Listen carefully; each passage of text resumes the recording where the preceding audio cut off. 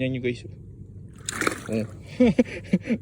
Matapang, gustong manakit. Daganan mo na ang likod. Try mo. Okay guys, nalimango to. Ito yung mga kasama niya. Hindi ko alam kung paano kukuhain. Nanglalaban eh.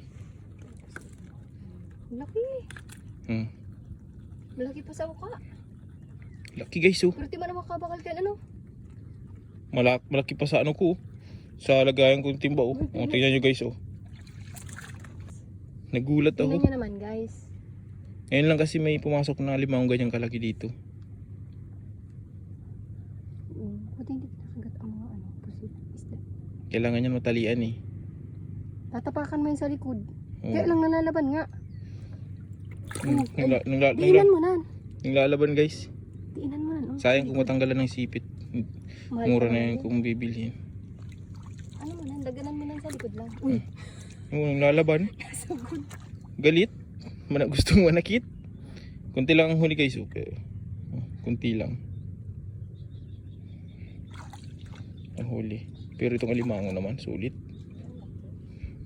Maliit lang dito guys sa camera. Ito yung mga kasama niya. Bebenta ko to. Magkano daw abutin yan. Di ano Pero sa palagay ko libo yan. Pag ganyang kalaki libo na yan eh. Aragaton pamaya. Laki. Nag-iisipan ko pa guys kung paano kukunin. Hindi kasi ako expert maghuli ng alimango. Expert ako dun lang sa maliliit. Pag ganyan yung lalaban eh, tingnan mo. Tingnan nyo guys. Oh. Matapang, gustong manakit. Daganan mo na ang likod. Try mo. Laban na si guys. Pagating ka na na. Grabe.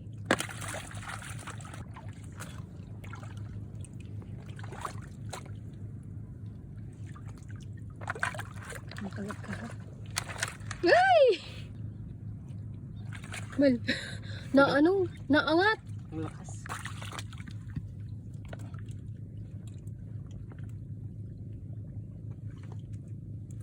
Yan. Tatalian mo kaya?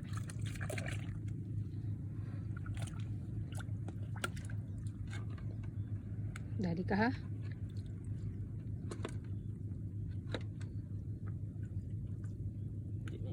Tingnan mo na yan. Pasok ang sipit. Yung tali.